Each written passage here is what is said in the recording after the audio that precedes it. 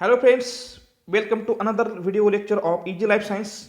Here I am talking about important questions, their answers with detailed explanation for set exam subject Life Science part 12. So please subscribe my channel Easy Life Science, like my video, share it to your friends and don't forget to press the bell icon so you'll get the notification of my newly uploaded video. So let's start. Question first.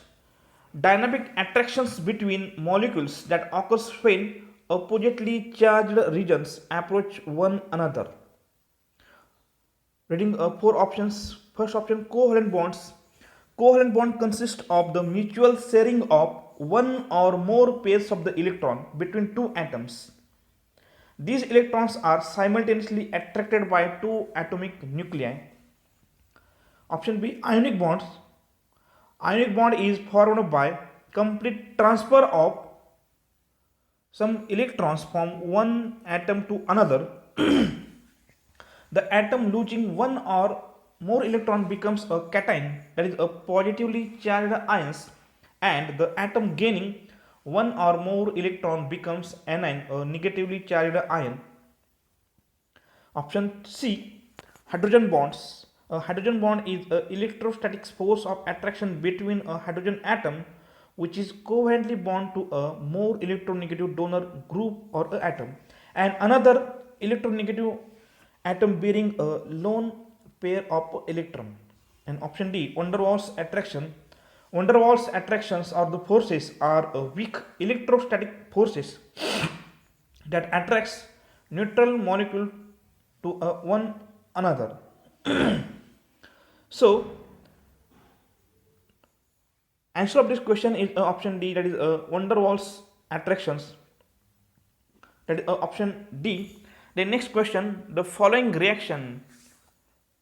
The reaction is as 2ApCl3 plus SnCl2 gives 2ApCl2 plus SnCl4, and this is an example of which kind of reaction. So it is a direct question. This is a third order reaction. The next, electrostatics interaction between biomolecules are called as, this is known as salt bridges. Option D is the answer of it.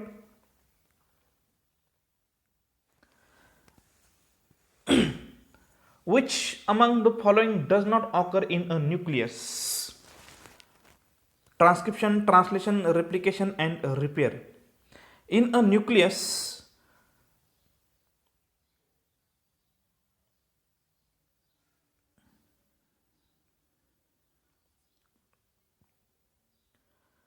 the DNA gets transcribed into a single stranded RNA by a process known as a transcription.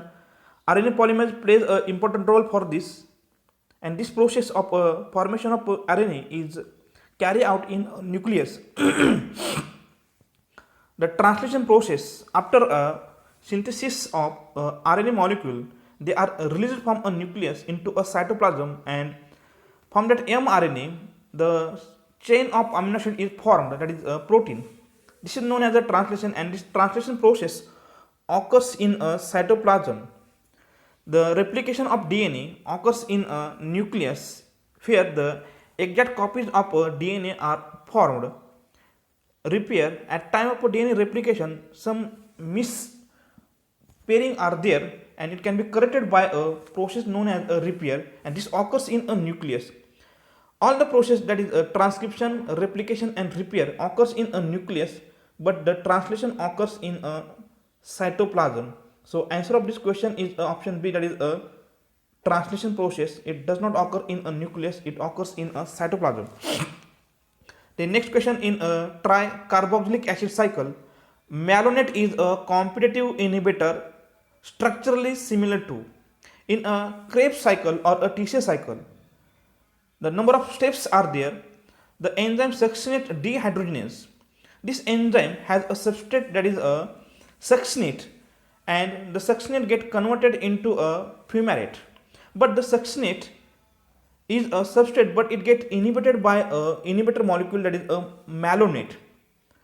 It is a competitive inhibitor of enzyme succinate dehydrogenase because the malonate and a succinate these are analogous to each other, and during a reaction, if the concentration of a malonate is more, instead of a succinate, the malonate get bind to a active site of a succinate dehydrogenase and the oxaloacetate is formed instead of a fumarate. So the answer of this question is the succinate. Malonate is a competitive inhibitor and it is structurally similar to a succinate, and it inhibits the succinate dehydrogenase enzyme.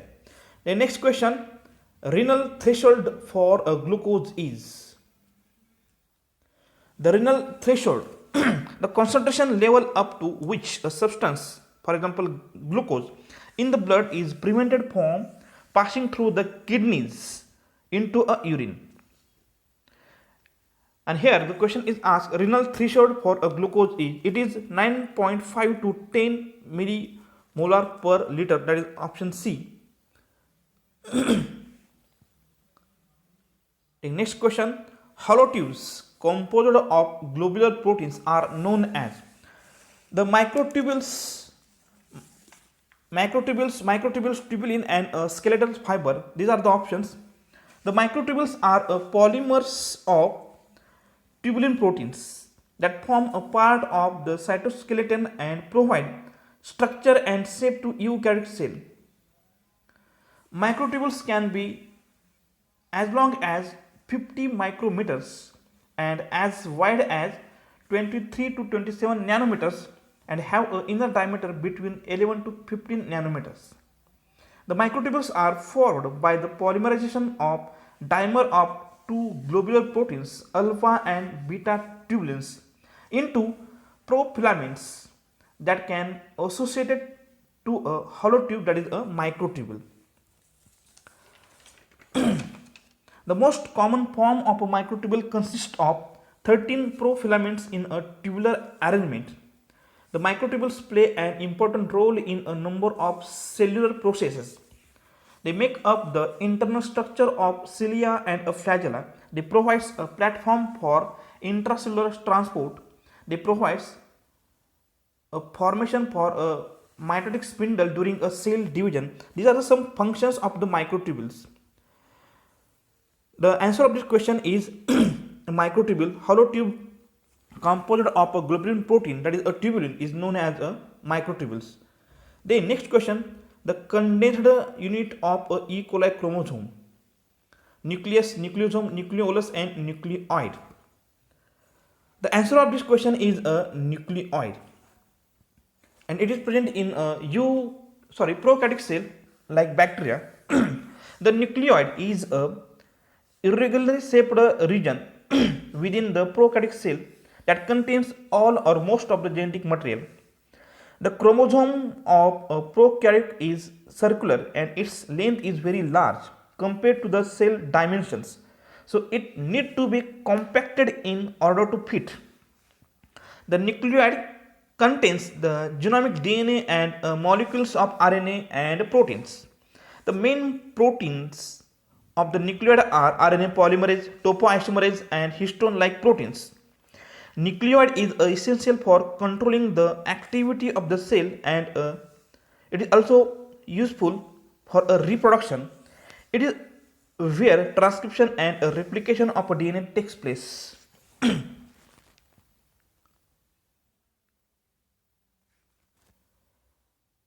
So about the nucleus is double membrane having a nuclear envelope, shows a nuclear pores. Chromatins and a nucleolus are the parts of the nucleus. Functions, the nucleus stores a hereditary information in form of DNA, and it makes a RNA in form of a messenger RNA. It also makes a ribosomes, and this nucleus is present in a eukaryotic cell, plant cell and animal cell.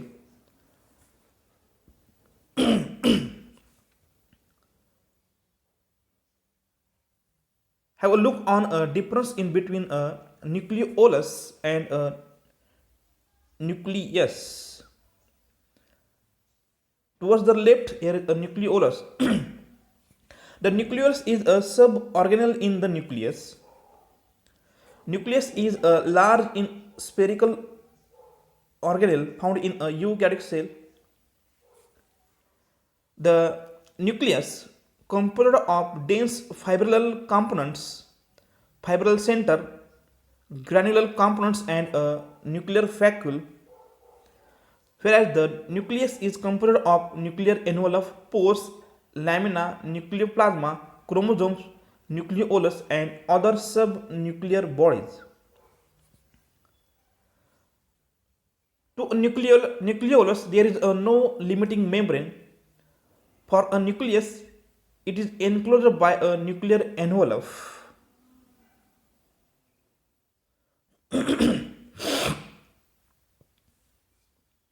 The nucleolus does not consist of a chromosomes. Nucleus consists of a chromosomes. The nucleolus rich in a RNA. Nucleus is rich in a DNA. The functions of nucleolus: ribosome biogenesis, nucleolar detention, and assembling of a signal recognition particle, whereas the nucleus is responsible for controlling the gene expression and DNA replication. So these are some differences in between nucleus and nucleolus.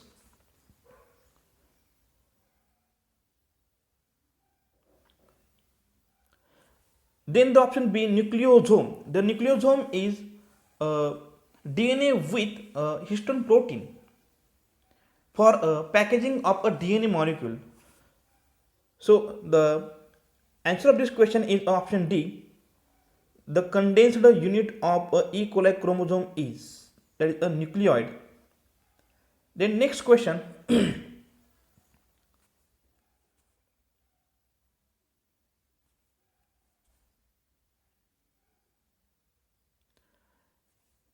During cell duplication of a chromosome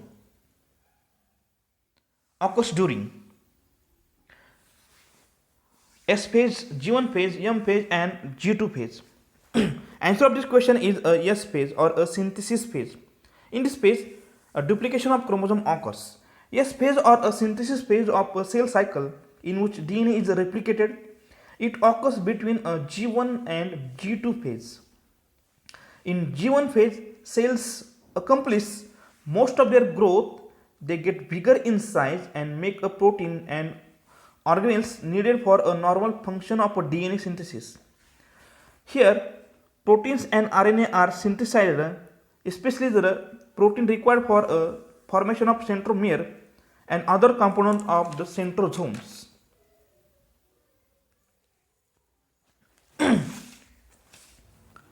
The G1 phase or a G2 phase. G2 phase is known as a second gap phase. In this phase, cell grow more, makes a protein and organelles,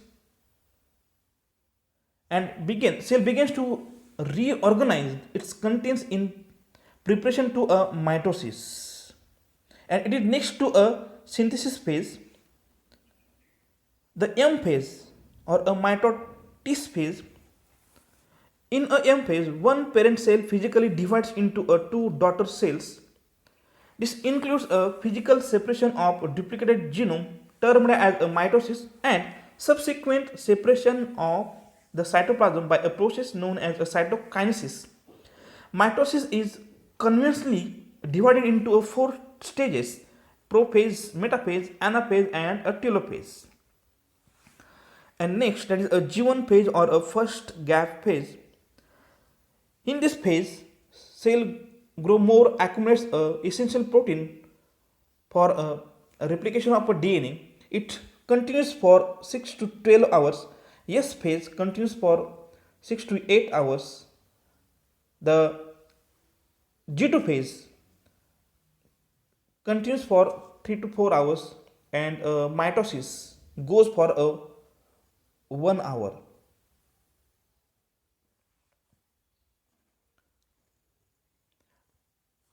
For this question, answer is a yes phase or a synthesis phase, in which the DNA get replicated or a chromosome get replicated. Then the next question, bacteria reproduce asexually by. The bacteria reproduce asexually by transverse binary fission, budding, and endospore formation. So, option D is the answer of it, all of the above.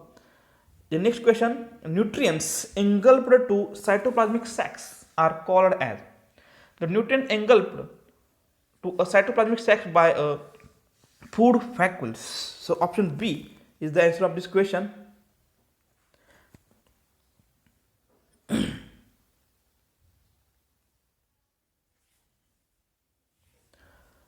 In the next question, the largest among a transcription factor.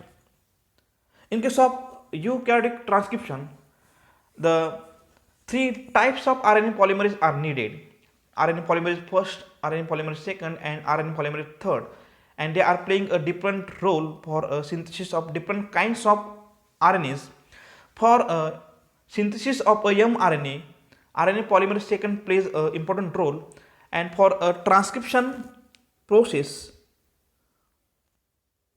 or a synthesis of mRNA, number of transcription factors are required.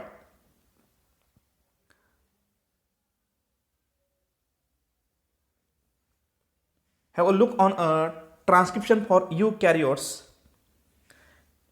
Here is a data box to where the RNA polymerase binds with the help of transcription factor. This is an initiation site or a first nucleotide that will be transcribed. Initially, the first transcription factor, that is a transcription factor second D, get bind to a promoter, and especially to a data box of a promoter. This is a transcription factor second D. It binds to a data box of a DNA. Then next, another transcription factor goes and joins to a transcription factor second and a data box, that is a transcription factor second B. Then the RNA polymerase enzyme get bind to a tip D and tip B to a data box, and eventually the next factor, that is a F factor, binds.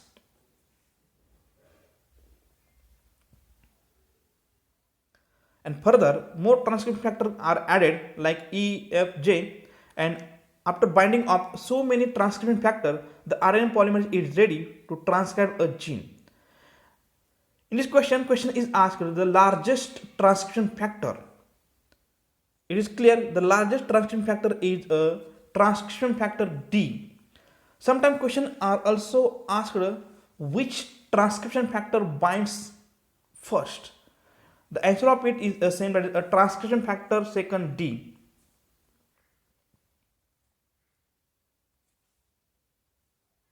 Option D is the answer of this. Largest among a transcription factor is a transcription factor second D.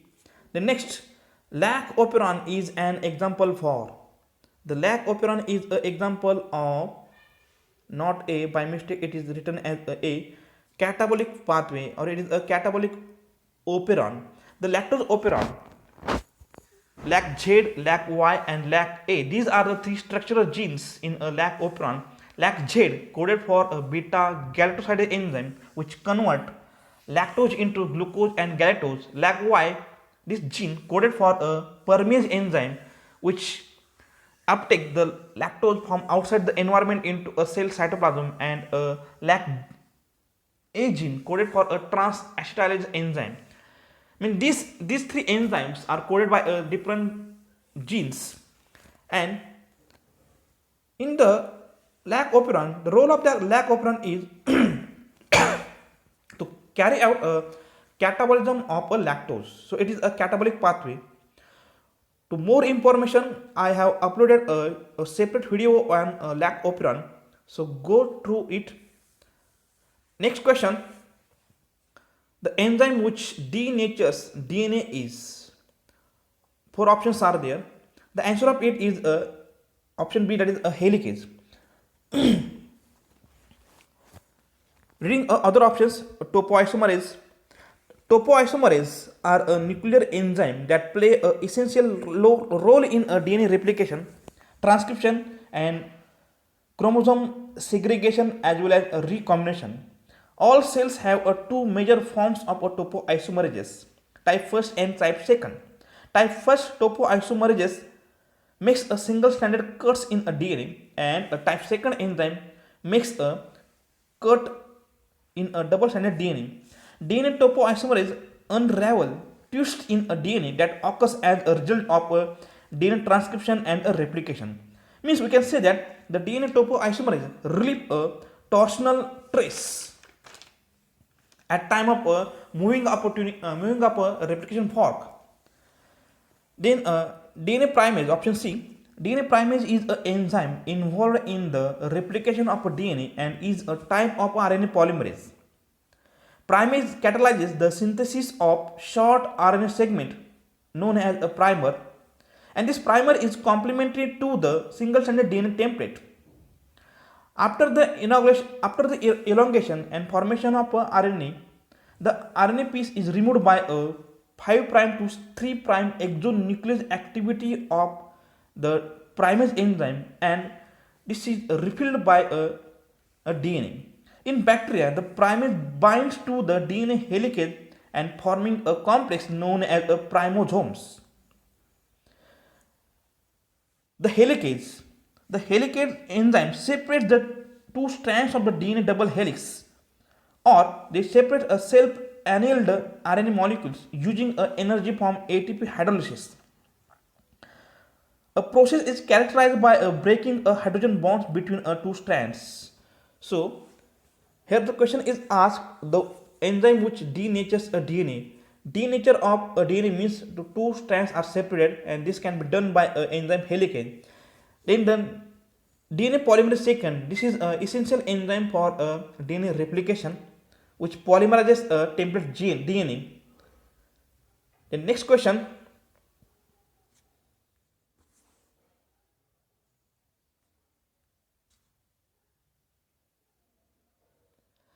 in nucleic acid, the phosphate group is attached to dash carbon atom of a ribose sugar.